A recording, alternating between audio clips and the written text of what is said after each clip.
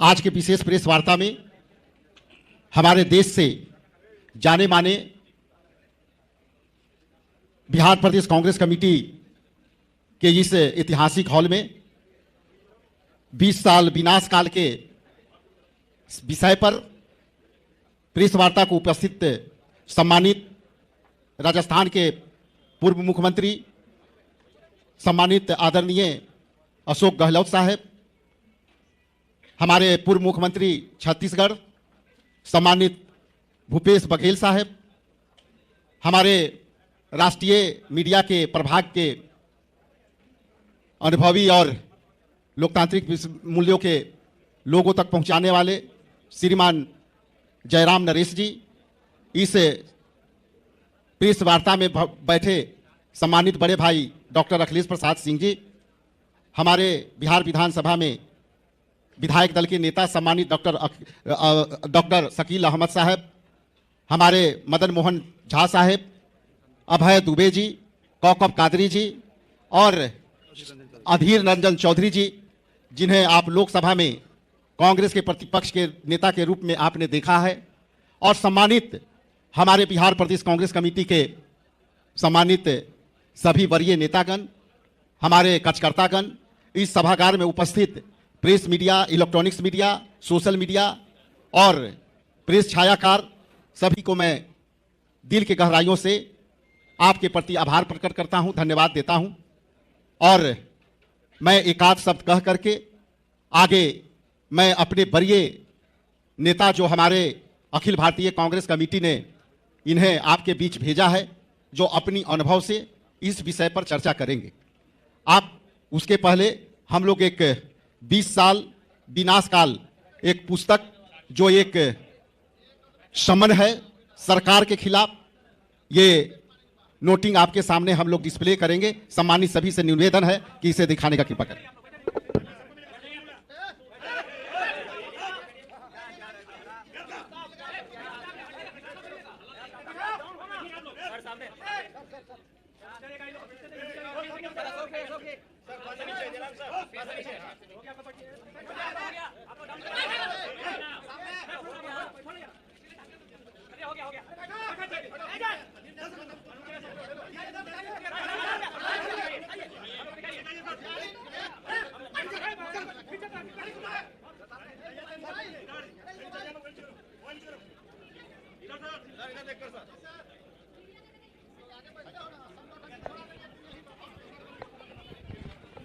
जैसा कि आप जानते हैं, आपके सामने ये लोग जो कहते हैं, उस विषय पर विशेष चर्चा के लिए हम जयराम नरेश साहब से, अशोक गहलोत साहब से निवेदन करते हैं।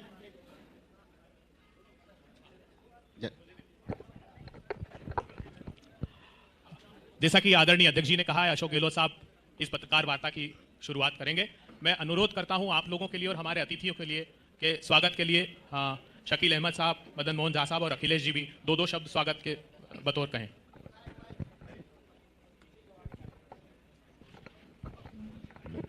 कांग्रेस पार्टी के तमाम सीनियर रहनुमा, सीनियर लीडरान, हमारे सामने तमाम मीडिया के साथियों, बंधुओं, आपको थोड़ा इंतज़ार करना पड़ा, उसके लिए हम माफ़ी मांगते हैं। आप जैसा कि जानते हैं कि गत कई महीनों से कांग्रेस पार्टी की एक्टिविटीज़ और कांग्रेस पार्टी का जो प्रण है, कांग्रेस पार्टी की कटिबद्धता, कमिटमेंट आपके सामने है कि किस तरह से बड़का झुट्ठा पार्टी की सरकार जो यहाँ चल रही है एक्चुअली में वो जाए, निजात हासिल हो, लोगों को तकलीफों से निजात हो। हम आप सब लोगों का, अपने सीनियर रहनुमाओं का, इन तमाम लीडरान का, आप सब लोगों का यहाँ स्वागत करते हैं। बहुत बहुत शुक्रिया। राजस्थान के पूर्व मुख्यमंत्री और कांग्रेस पार्टी के मूर्धन्य नेता परम श्रद्धेय अशोक गहलोत साहब, इस अवसर पर उपस्थित छत्तीसगढ़ के पूर्व मुख्यमंत्री और अखिल भारतीय कांग्रेस कमेटी के महामंत्री आदरणीय भूपेश बघेल साहब,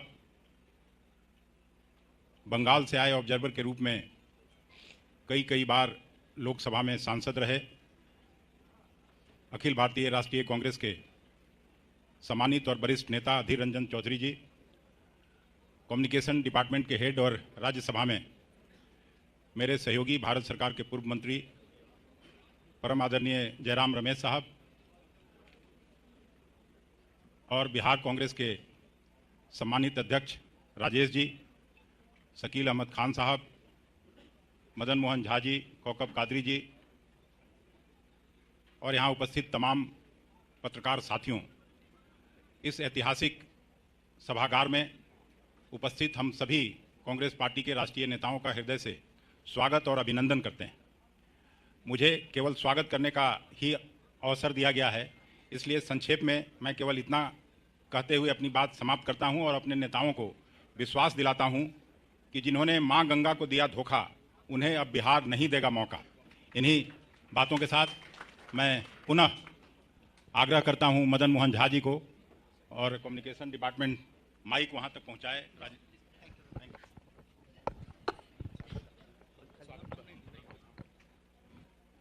सम्मानित मंच पर जो हमारे नेतागण आसीन हैं, मैं समझता हूं कि कोई भी परिचय के मोहताज नहीं है और मैं आलाकमान के प्रति आभार व्यक्त करना चाहता हूं जो इतने अनुभवी नेता को बिहार भेज करके यहाँ के कार्यकर्ताओं को मनोबल को ऊंचा किया है और मुझे पूरा विश्वास है कि इन लोगों के देखरेख में बिहार के चुनाव का संचालन अच्छी तरीके से होगा।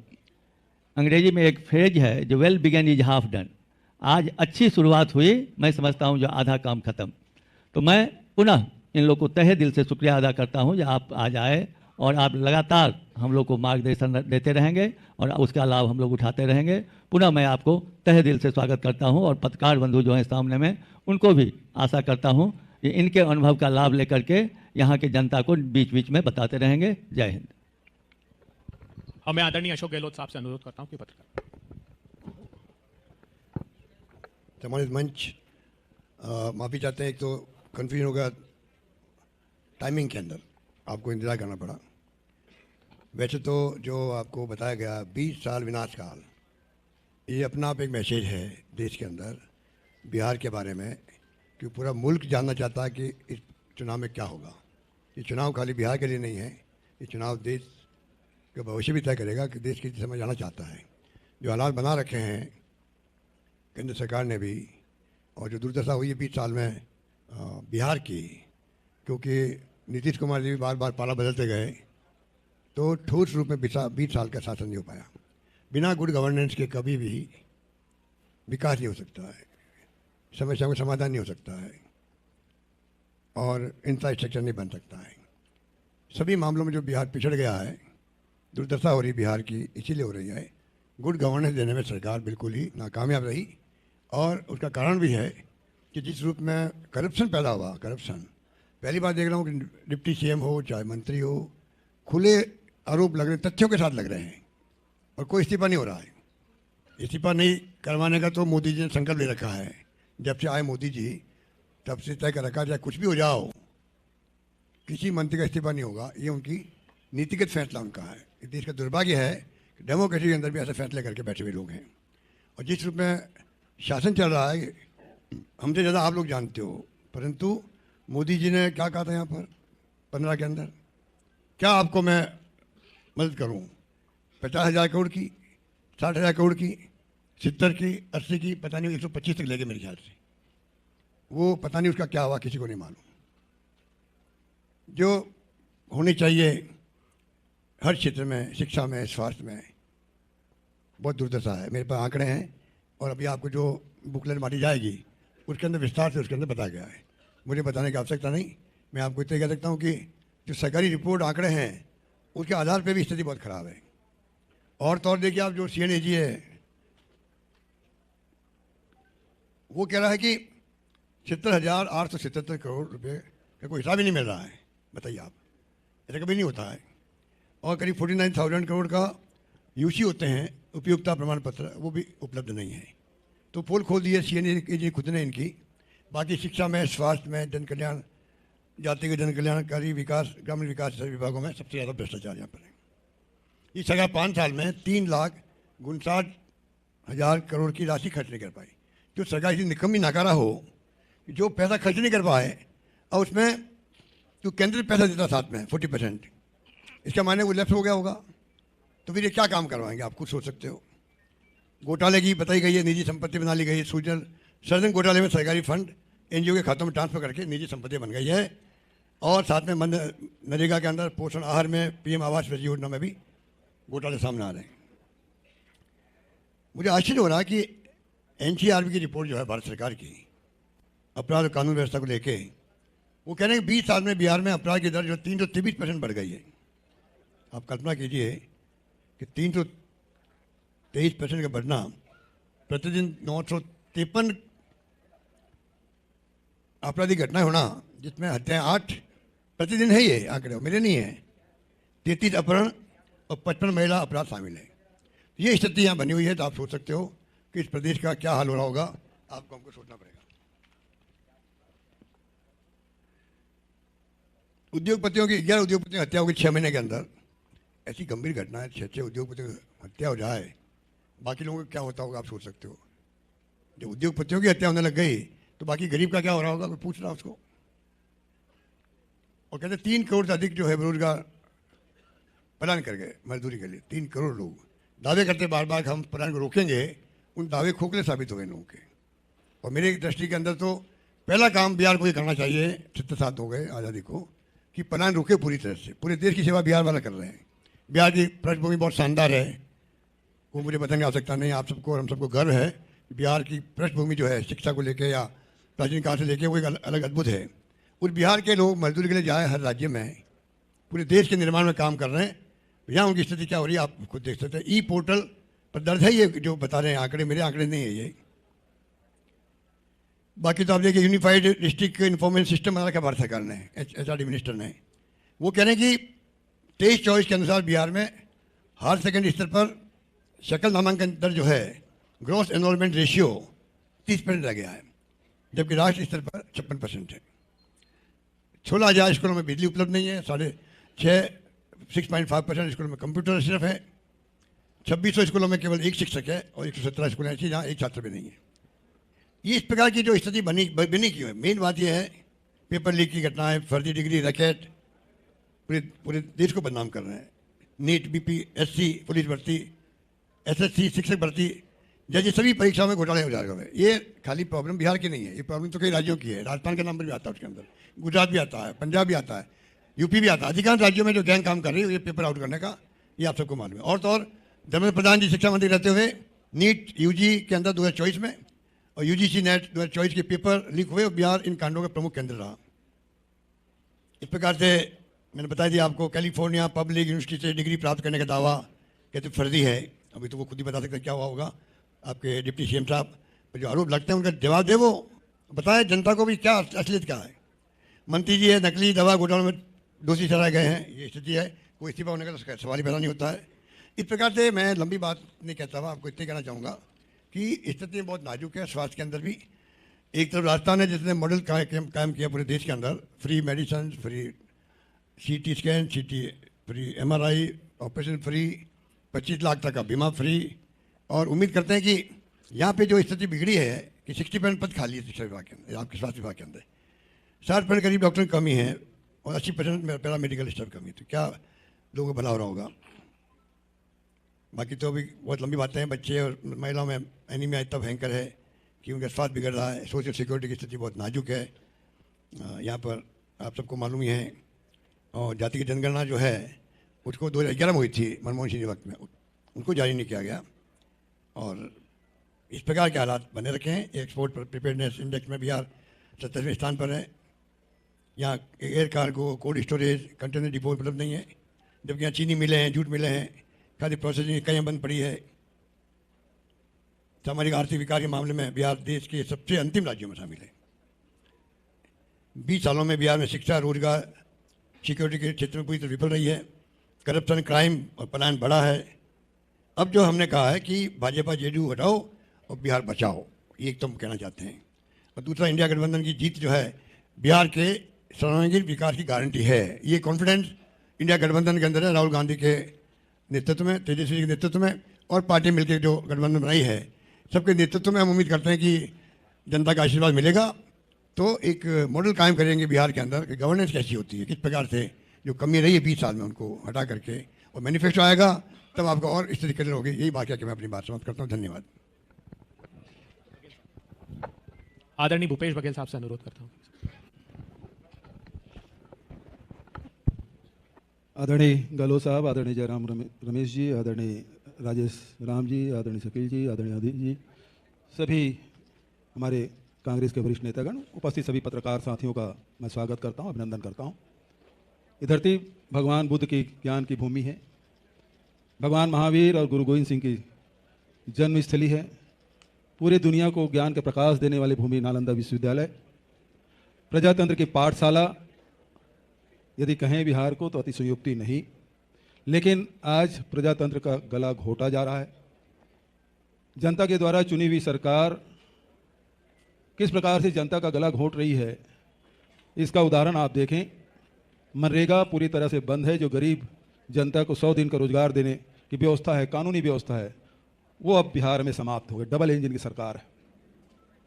आज किसानों को एमएसपी में कोई भी फसल खरीदी नहीं जा रही है, केवल दिखावा किया जा रहा है और शोषण किया जा रहा है। किसानों को कोई इसका लाभ नहीं मिल पा रहा है। तीसरे तरफ जो उद्योग पहले लगे थे वो अब बंद हो गए, कोई उद्योग आगे लगे नहीं, लोगों को नौकरी नहीं मिल रही है, रोजगार की कोई व्यवस्था नहीं है। तो आर्थिक स्थिति में पूरी तरह से पिछड़ने का कारण ये 20 साल विनाश काल जो एनडीए की सरकार है वो जिम्मेदार है। दूसरे तरफ जितने भी इंडेक्स देखें वो उसमें सबसे निचले पायदान में 17 बड़े राज्यों में देखेंगे, चाहे शिक्षा की स्तर है, स्वास्थ्य की स्तर है, कुपोषण का है, वो सब में निचले पायदान में सरकार है। आज स्थिति बहुत भयावह है। जिस प्रकार से आदरणीय गहलोत जी ने बताया कि क्राइम रेट किस प्रकार से बढ़ा है, गुंडा राज किस प्रकार से बढ़ा है, ये पूरे बिहार की जनता देख रही है। आज महिलाओं को 10,000 रुपया देने की बात की, लेकिन माइक्रो फाइनेंस में 1 करोड़ से भी अधिक महिलाएं फंसी हुई है, जो 30% 40% ब्याज में पैसा लिए हैं और उस कुचक्र में फंसे हुए हैं। ये 10,000 भी उन महिलाओं के हाथ में नहीं आया है, क्योंकि माइक्रो फाइनेंस में फाइनेंस कराया है तो बहुत सारा पैसा वैसे ट्रांसफर हो गया है। लेकिन ये भी कर्ज है, उसे पटाना पड़ेगा। तो ये लोगों को गुमराह करने की कोशिश और भ्रष्टाचार जो लगातार हो रहा है उसके तरफ लोगों का ध्यान ना जाए। ये डबल इंजन नहीं है, ये ट्रबल इंजन है। भारतीय जनता पार्टी पहले 75 साल के लोगों को रिटायर कर देती थी। मोदी जी खुद रिटायर किए बहुत लोगों को, मुरली मनोहर जोशी से लेके बहुत सारे नाम गिनाए जा सकते हैं जिसको रिटायर कर दिया गया। अब वो 75 के हो गए हैं।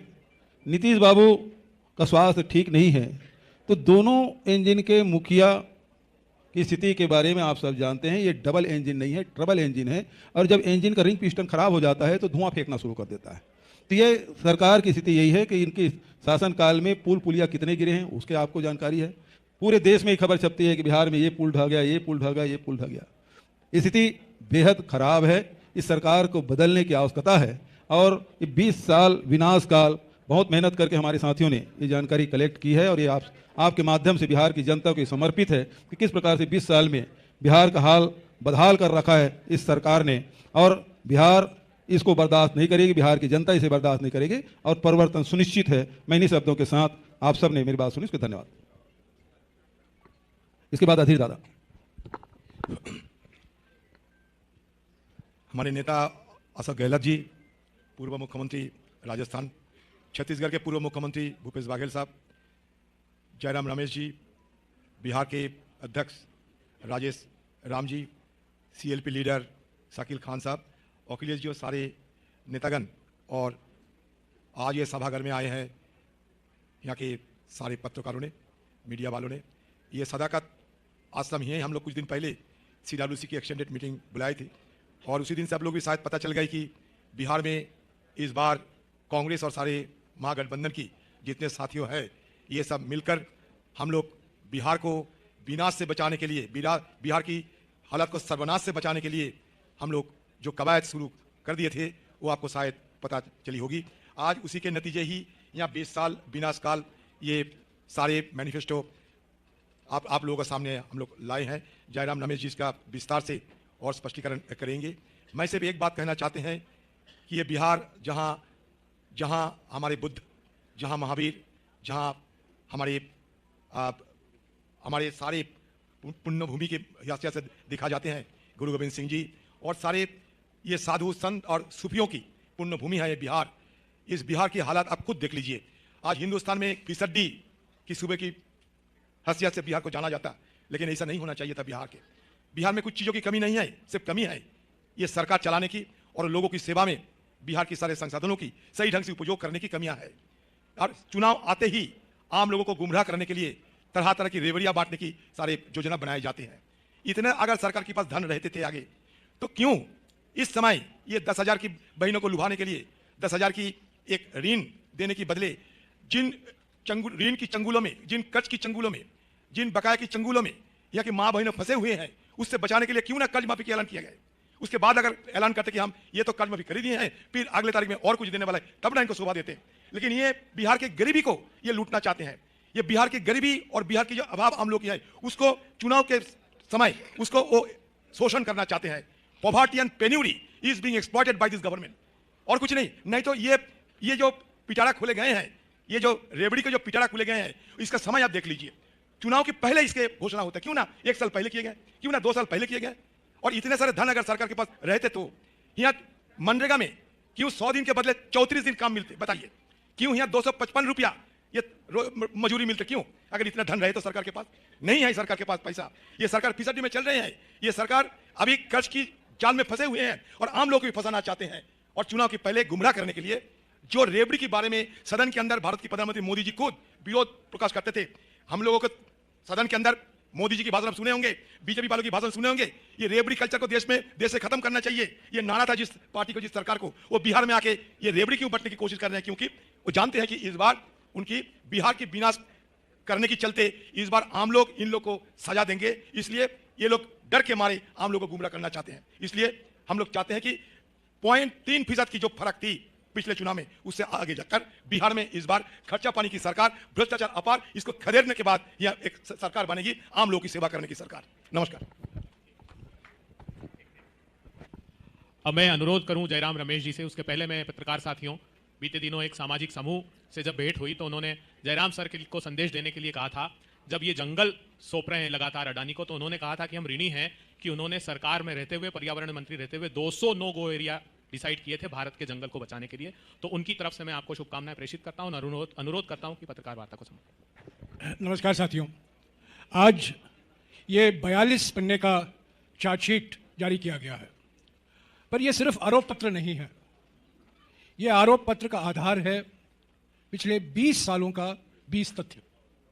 हालांकि इन 20 सालों में 2 बार इस तरफ पलटी और 2 बार उस तरफ पलटी हुई है, तो ये 20 साल 4 पलटी का समय हुआ है। पर इस आरोप पत्र के बाद हमारा घोषणा पत्र भी जारी किया जाएगा। पर इस आरोप पत्र का मकसद है कि ये जो अपने आप को डबल इंजन सरकार कहते हैं, बिना ईंधन वाला डबल इंजन सरकार के कार्यकाल में बिहार की दशा क्या हुई है, उस पर इस पत्र में, आरोप पत्र में विस्तार से उल्लेख किया गया है।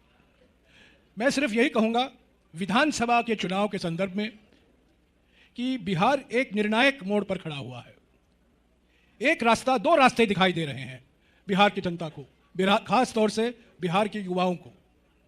एक रास्ता है जनता की भलाई का रास्ता, सामाजिक सद्भावना, सामाजिक सशक्तिकरण, सामाजिक न्याय का रास्ता, आर्थिक विकास का रास्ता, और वो है महागठबंधन का रास्ता।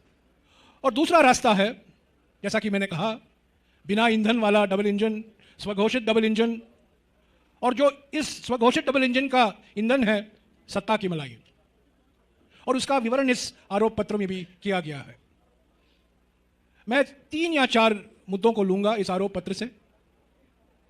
पहली बात तो यह है कि पलायन, और खास तौर से मजबूरी में पलायन, बिहार का भविष्य नहीं बन सकता। यह बिहार का भविष्य नहीं है। बिहार का भविष्य है औद्योगिकरण, बिहार का भविष्य है कृषि विकास, बिहार का भविष्य है शहरीकरण, बिहार का भविष्य है और बेहतर स्वास्थ्य और शिक्षा की सुविधाएं। तो ये जो पलायन की संकट से गुजर रहा है कई सालों से बिहार, और जो आज देश भर में, दुनिया भर में जाना जाता है संकट पलायन, मजबूरी में पलायन के लिए, वो बिहार का भविष्य नहीं है। बिहार का भविष्य है विकास, बिहार में विकास, और देशों में नहीं विकास, पर बिहार में विकास प्राथमिकता। तो पहली बात तो यह है। दूसरी बात यह है कि 25 जुलाई 2025 को कैग ने विधानसभा में कैग की रिपोर्ट पेश की गई थी और उस कैग के अनुसार बिहार सरकार के केवल 10 विभागों में 71,000 करोड़ रुपया का घोटाला हुआ है। 71,000 करोड़ रुपए का घोटाला केवल 10 विभागों में। यह कांग्रेस पार्टी के आंकड़े नहीं हैं, ये सीएजी के आंकड़े हैं, कैग के आंकड़े हैं जो विधानसभा में रखे गए हैं। 71,000 करोड़ रुपए का घोटाला। जैसा कि मैंने कहा, यह सत्ता की मलाई और किसने कही है? जो लोग डबल इंजन चलाते हैं, यह रिमोट कंट्रोल डबल इंजन है। यह पटना से कंट्रोल नहीं है इस डबल इंजन का, यह डबल इंजन तो रिमोट कंट्रोल डबल इंजन है। और यह 71,000 करोड़ रुपया मलाई न केवल बिहार में पर बिहार के बाहर भी लोग इससे फायदा उठाए हैं। तो यह करप्शन जो हुआ है, घूसभरी शासन जो आपने देखा है पिछले 20 सालों में, यह बिहार का भविष्य नहीं हो सकता। जवाबदेही, पारदर्शी शासन की जरूरत है। और तीसरी बात मैं कह दूं कि बेरोजगारी बिहार के युवाओं का भविष्य नहीं हो सकता। बेरोजगारी के आंकड़े नीति आयोग के आंकड़े के अनुसार सबसे ऊंचे स्तर पर है बिहार, सबसे ऊंचे स्तर पर। आपको हैरान होगी सुनकर, और इसका जिक्र इस दस्तावेज में किया गया है कि राष्ट्रीय स्तर पर 1 लाख की आबादी को 30 कॉलेज स्थापित किए जाते हैं। 1 लाख की आबादी के लिए अलग अलग राज्यों में, विकसित राज्यों में 30 कॉलेज स्थापित किए गए हैं। कर्नाटका, तमिलनाडु, महाराष्ट्र, केरला, कई राज्यों में, राजस्थान, 30 कॉलेज हैं। बिहार में केवल 7 कॉलेज हैं, 1 लाख की आबादी। और आप जानते हैं बिहार की आबादी क्या है? 13 करोड़। सबसे नीचे स्थान पर है। स्वास्थ्य की सुविधाओं सबसे नीचे स्थान, शिक्षा की जो संस्थाएं हैं सबसे नीचे स्थान पर। उत्साह और उमंग के आधार पर इसमें कोई शक नहीं है कि बिहार के युवा का कोई मुकाबला नहीं है। बिहार के युवा दुनिया भर में जाते हैं और नाम कमाते हैं, पर अपने ही राज्य में क्यों नहीं उनको शिक्षा मिलता? अपने ही राज्य में उनको क्यों नहीं रोजगार मिलता? अपने ही राज्य में उनको सुशासन क्यों नहीं मिलता? यही सवाल है। चौथा बिंदु जो मैं कहना चाहता हूं आपको, सामाजिक न्याय को लेकर, इस पर बहुत लंबी चर्चा हुई है और बीजेपी के विरोध के बावजूद महागठबंधन सरकार ने बिहार में जाति सर्वेक्षण कराया था। इसका कड़ा विरोध बीजेपी ने किया। आप जानते हैं बिहार के लंबे इतिहास में कर्पूरी ठाकुर जी की सरकार को गिराई गई, आरएसएस ने गिराया 1978 में आरक्षण के मुद्दे को लेकर। 1990 में विश्वनाथ प्रताप सिंह की सरकार गिराई बीजेपी ने आरक्षण के मुद्दे पर। जब बिहार की महागठबंधन सरकार, पलटी के पहले की सरकार ने जाति सर्वेक्षण करवाया, उसका विरोध बीजेपी ने किया। राष्ट्रीय स्तर पर कांग्रेस पार्टी, कांग्रेस के नेता, कांग्रेस अध्यक्ष मल्लिकार्जुन खड़गे जी, नेता प्रतिपक्ष लोकसभा राहुल गांधी जी और सभी लोग ने मांग की कि जाति जनगणना होना जरूरी है, अनिवार्य है। संविधान में सामाजिक न्याय का जो जिक्र किया गया है, और इस संविधान का मैं थोड़ा जिक्र करने वाला हूं, इस सामाजिक न्याय को पूरा करने के लिए जाति जनगणना कराना जरूरी है। और बिहार में जाति सर्वेक्षण करवाया गया, बीजेपी ने इसका विरोध किया। सुप्रीम कोर्ट में एक एफिडेविट, हालांकि बिहार में आजकल मुझे जानकारी मिली है कि इसका नाम एफिडेविट नहीं हाफिडेविट हो गया है, तो इस हाफिडेविट में बीजेपी ने हाफिडेविट पेश की सुप्रीम कोर्ट में कि हम जाति जनगणना के खिलाफ हैं, हम नहीं चाहते कि जाति जनगणना हो। पर जाति सर्वेक्षण हुआ, 65% आरक्षण का नोटिफिकेशन निकला, हाई कोर्ट में उसका विरोध हुआ, सुप्रीम कोर्ट में गए, सुप्रीम कोर्ट में अभी वो मामला लंबित है 65% आरक्षण का। मैं पूछना चाहता हूं मुख्यमंत्री जी से, जो सिर्फ नाम पर मुख्यमंत्री हैं पर रिमोट कंट्रोल और किसी के हाथ में है, और दोनों से मैं पूछना चाहता हूं, मुख्यमंत्री से और रिमोट कंट्रोलर से, क्यों आपने बिहार के कानून को इस संविधान के नवी सूची में शामिल नहीं किया? अगर आप ये इसको शामिल करते तो उस कानून को संवैधानिक सुरक्षा मिलता। 30 साल पहले ठीक 3 साल पहले इस नवी सूची में, अगर आप देखें नवी सूची हमारे संविधान में, एंट्री नंबर 257 तमिलनाडु का कानून है। 69% आरक्षण तमिलनाडु में अभी उपलब्ध है, 69%। और 30 साल पहले कांग्रेस की सरकार, जब पीवी नरसिम्हा राव जी प्रधानमंत्री थे और बिहार के ही एक बड़े नेता, कांग्रेस अध्यक्ष भी रहे, सीताराम केसरी जी सामाजिक कल्याण मंत्री थे, और उनके कार्यकाल में यह नवी सूची में शामिल किया गया। और उसका नतीजा यह है कि 30 साल से तमिलनाडु में 69% आरक्षण संवैधानिक है, पर बिहार में 65% आरक्षण असंवैधानिक कैसे हुआ? क्यों केंद्र सरकार और राज्य सरकार ने प्रयास नहीं की कि संविधान के नवी सूची में आप इसको शामिल कराएं? तो मेरा यह कहना है कि सामाजिक न्याय जो बात उठाई है कांग्रेस पार्टी ने जाति जनगणना को लेकर, सभी जातियों के लिए बराबर हक देने के लिए, शिक्षा में, रोजगार में, उसके विरोध हमेशा बीजेपी रही है। और आज सामाजिक न्याय का मसीहा के रूप में बीजेपी के नेता यहां वहां घूम रहे हैं और भाषण दे रहे हैं। तो साथियों, संक्षिप्त में मैं फिर से कहूंगा, यह चुनाव राष्ट्रीय चुनाव नहीं है, यह विधानसभा के चुनाव है, पर इसका राष्ट्रीय असर भी होगा। पर यह विधानसभा के चुनाव है, बिहार के भविष्य के लिए चुनाव है, और खास तौर से बिहार के युवाओं के भविष्य के चुनाव है। कुछ ही दिनों में महागठबंधन का घोषणा पत्र भी जारी किया जाएगा, पर इस बीच हम चाहते थे कि इस आरोप पत्र द्वारा बिहार के जनता के सामने हम हकीकत पेश कर सकें कि 20 साल में किस तरह से बिहार पीछे गया है, स्वास्थ्य के क्षेत्र में, रोजगार में, शिक्षा के क्षेत्र में, शासन में। कुछ ऐसे क्षेत्र हैं जहां बिहार आगे बढ़ा भी है, अपराध में, घूस में, विफलताओं में, शासन की विफलताओं में बिहार तो आगे ही बढ़ा है। तो ये ऐतिहासिक चुनाव हैं, निर्णायक मोड़ पर हैं, और हमें पूरा विश्वास है कि परिवर्तन होगा। बिहार के युवा, बिहार की महिलाएं, बिहार के समाज के सभी वर्ग इस 20 साल के जुमले से मुक्ति चाहते हैं और शासन चाहते हैं, और शासन चलाने वाले बिहार में होना है और कहीं नहीं बैठना है, नागपुर में या दिल्ली में। वही असली मुद्दा है इन विधानसभा चुनाव में। शुक्रिया। पत्रकार साथियों, बस आपके धैर्य की ओर परीक्षा नहीं लेंगे। 3 मिनट की एक छोटी सी इसी पर फिल्म है, वो आप देख लीजिए, उसके बाद हम फिर प्रश्नोत्तर लेंगे।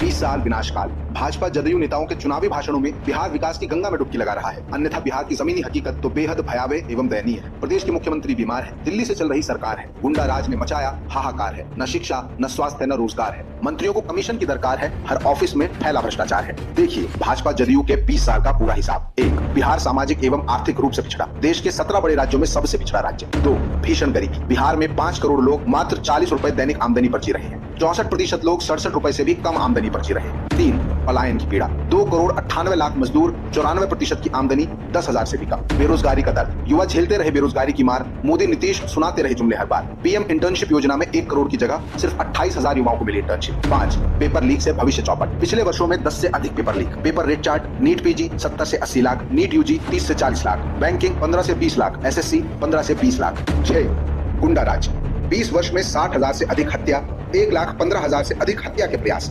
6,58,000 से अधिक जघन्य अपराध, 2,60,000 से अधिक महिला हिंसा। 7, चौपट शिक्षा व्यवस्था, 16,529 स्कूलों में बिजली नहीं, 83.5% स्कूलों में कंप्यूटर नहीं, 2,637 स्कूलों में केवल 1 शिक्षक, 18 से 23 आयु वर्ग के 1.10 करोड़ युवाओं ने कॉलेज का मुंह तक नहीं देखा। 8, 70,000 करोड़ का घोटाला, बिहार सरकार के विभिन्न विभागों में बिना हिसाब दिए 70,000 करोड़ का महाघोटाला। 9, बजट खर्च नहीं, 5 वर्षों में अपने ही तय बजट का लगभग 3,60,000 करोड़ रुपए खर्च नहीं कर पाई सरकार। 10, बीमार स्वास्थ्य व्यवस्था, बिहार में 69% तक डॉक्टर, नर्स और पैरामेडिकल स्टाफ की कमी, अस्पतालों में 82% तक विशेषज्ञ डॉक्टर नहीं है, स्वीकृत 399 सामुदायिक स्वास्थ्य केंद्रों में से सिर्फ 191 का निर्माण हुआ है। 11, भविष्य हुआ बीमार, 69.4% बच्चे अनीमिया ग्रसित, 15 से 19 आयु वर्ग की 65.7% बच्चियां अनीमिया ग्रसित, 15 से 49 आयु वर्ग की 63.5% महिलाएं अनीमिया से पीड़ित। 12, बिहार में अदानी लूट, मात्र 1 रुपए की वार्षिक लीज पर अडानी को दी गई 1020 एकड़ जमीन। अडानी बिहार को देगा 6.075 प्रति यूनिट, जबकि महाराष्ट्र को 3 रुपए 67 पैसे, यूपी को 3 रुपए 72 पैसे और बंगाल को 3 रुपए 60 पैसे प्रति यूनिट फिक्स चार्ज पर दे रहा है। 13, फर्जी डिग्री का फैलाया धंधा। प्रदेश भर में फर्जी डिग्री का नेटवर्क उप मुख्यमंत्री तक है ग्राहक। फर्जी degree rate chart, BAMS 25 lakh, LLB 3.5 lakh, nursing 3.5 lakh, B pharma 3.5 lakh. 14, मखाना किसानों की बर्बादी। अमेरिका ने मखाने पर 50% टैरिफ बढ़ाया, संकट में मखाना किसान। 15, भ्रष्टाचार के पुल। 3 वर्षों में गिरे 27 पुल,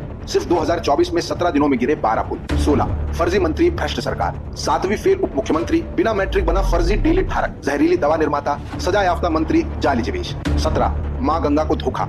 मां गंगा को किया गंदा, नहाने लायक तक नहीं छोड़ा। सीवरेज प्लांट के नाम पर हुआ भ्रष्टाचार। NGT के अनुसार सभी प्लांट मानकों पर फेल, लगाया गया जुर्माना। ये है भाजपा जदयू के 20 साल के विनाशकाल का हिसाब। सोचिए, इसमें विकास कहाँ है? ये विकास नहीं, शुद्ध विनाश है, जो 20 साल में भाजपा जदयू ने बिहार को दिया है, और इस बार इसका पूरा हिसाब बिहार की जनता करने जा रही है। धन्यवाद। हिंदुस्तान से रंजीत कुमार जी।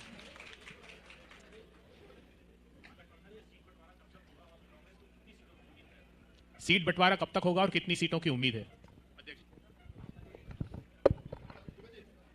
ये सारी बातें आपके बीच अलग अलग सूत्र के हवाले से जा रहा है, लेकिन हमारी सीट शेयरिंग की सभी विषयों पर, सभी मुद्दों पर हम चर्चा करके आगे बढ़े हैं, और हम आज भी बैठने जा रहे हैं। जब अंतिम रूप देंगे तो आपसे जरूर बताएंगे और बैठ के ज्वाइंटली बताएंगे।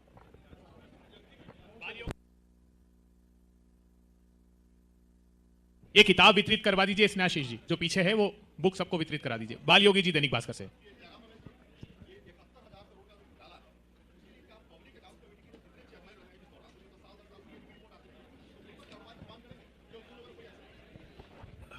ये PAC के अध्यक्ष, हमारे सांसद, लोकसभा के सांसद, यहाँ के नहीं, मैं सांसद की बात कर रहा हूँ। बिहार में भी चर्चा हो सकती है, वो राष्ट्रीय स्तर पर भी हो सकता है। CAG की रिपोर्ट PAC को सौंपी जाती है। CAG की रिपोर्ट केंद्र सरकार से संबंधित हो या राज्य सरकारों से संबंधित हो, PAC को पूरा अधिकार है। पर ये जो CAG की रिपोर्ट पेश किए गए थे 25 तारीख को 2025 को, जो केवल 10 विभागों तक सीमित रखा गया था, 71,000 करोड़ रुपया का घोटाला, इस पर जांच होना जरूरी है और जांच कराना जरूरी है।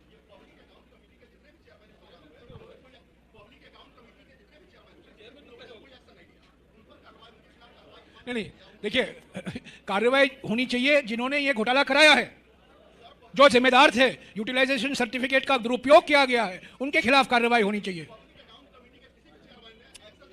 नहीं, आप असली मुद्दे से ध्यान भटका रहे हैं। असली जिम्मेदार, जो जिम्मेदार हैं इस घोटाले के, उनके खिलाफ कार्रवाई होनी चाहिए। दैनिक जागरण से सुनील लाल जी।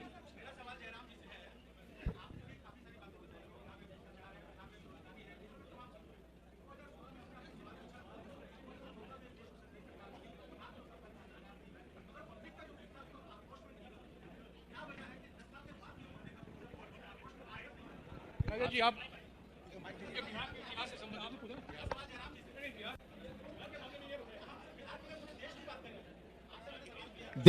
देश बिहार में, देखिए, बिहार के कई ऐसे मुद्दे हैं जो मुद्दे अलग अलग तरह से आए हैं, और बिहार एक बहुत ही संकट के दौर से गुजर रहा है। हम उस विषय के जहां तक बात करते हैं तो ये बिहार के मुद्दे साथ साथ चल रहे हैं और घोटाले भी साथ साथ चल रहे हैं। देखिए, हम लगातार, जो आपका सवाल है, लगातार संसद के अंदर और संसद के बाहर हम ये मुद्दे उठा रहे हैं। ये बात सही है कि 2019 को हमें जनादेश नहीं मिला, पर 2024 के चुनाव के नतीजे देखिए ना। 2024 के चुनाव के नतीजे क्या साबित करते हैं? प्रधानमंत्री नहीं बनते बिना JDU और TDP के समर्थन के, तब तो कोई सवाल नहीं उठाया। पर यह बात सही है, 2019 में जो हम मुद्दे उठा रहे थे, खास तौर से जो घोटाले हुए थे मोदी सरकार के कार्यकाल में, 2019 में हमें जनादेश नहीं मिला, क्योंकि 2019 का जो लोकसभा चुनाव था वो एक ऐसे माहौल में हुआ, एक इमोशनल माहौल। आप जानते हैं क्या इतिहास था, पुलवामा हुआ, उसके बाद जो घटनाएं हुई, वो बिल्कुल अलग सा एक माहौल खड़ा कर दिया। पर 2024 देखिए, 2024 में अगर वोट चोरी नहीं होती, 2024 के लोकसभा चुनाव में बीजेपी को 240 सीटें नहीं मिलती। हमारा अनुमान है, और राहुल जी ने भी कहा है कि 180 185 पार करना असंभव था बीजेपी के लिए। बीजेपी की सरकार बननी नहीं थी, पर वोट चोरी के सहारे उन्होंने 2024 का चुनाव जीता। एक प्रभात खबर से शशि भूषण जी।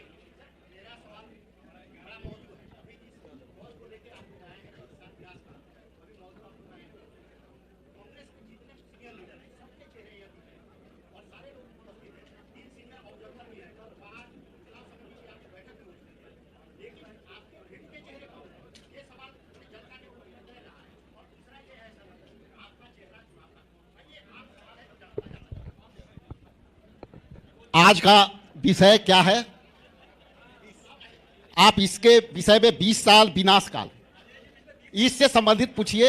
यहां लगभग 71,000 करोड़ रुपए के जो है घोटाले हुए। कई मंत्री पर संगीन जो है आरोप लगे हैं। कई मंत्री ऐसे बैठे हैं जिनकी अब तक जवाब नहीं आई, तो जवाब वहां से भी आनी चाहिए। और आज का विषय है 20 साल विनाश काल, इससे संबंधित पूछ लीजिए। बाकी आपसे तो वार्ता होते रहे। अब सिर्फ आखिरी 2 प्रश्न लिए जाएंगे। मैं अनुरोध करता हूं, अगर बाबा मनोरंजन जी हैं यहां विशेष रूप से आए हैं, अगर उनसे तो वो हो तो सवाल करें, नहीं तो आखिरी 2 सवाल साक्षी जी आप लीजिए।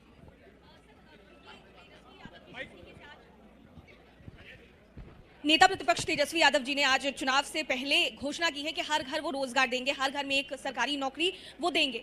आप लोगों का मुद्दा क्या रहेगा सर इस चुनाव में? क्योंकि वोट चोरी को लेकर तो राहुल गांधी जी चल ही रहे थे और वोट चोरी का मुद्दा था। इसके अलावा भी कांग्रेस का क्या मुद्दा है इस बिहार चुनाव में, क्योंकि तारीखों का ऐलान हो गया? हमने पहले से ही कहा है कि वोट चोरी एक महत्वपूर्ण मुद्दा है, क्योंकि राशन चोरी, पेपर चोरी, रोजगार चोरी सब वोट चोरी से जुड़े हुए हैं। तो वोट चोरी एक मूल मुद्दा तो जरूर है, और वोटर अधिकार यात्रा भी निकाला गया जिसमें तेजस्वी जी भी शामिल थे।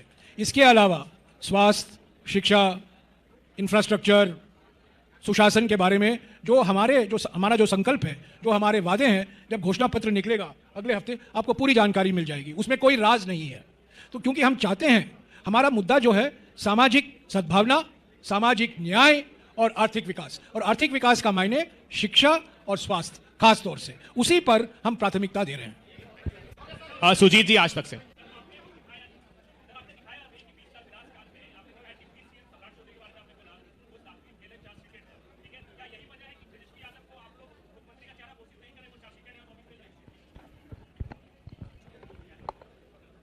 ये अभी के मुद्दा क्या है, उसको क्यों दबाना चाहते हैं?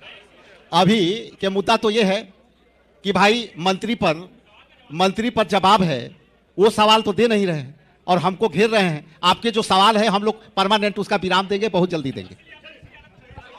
अरे मेरे भाई, हाफी डिफिट मंत्री जो आपके सामने प्रस्तुत हुए हैं, आप सब लोगों को मालूम है कि दोनों में कितना अंतर है। लगातार झूठ पर झूठ बोला है उन्होंने और उसका हाफी डिफिट भी दिया है, ये तो आप जानते हैं ना। तो क्या तुलना है? चलिए इसी के साथ प्रेस वार्ता समाप्त करें।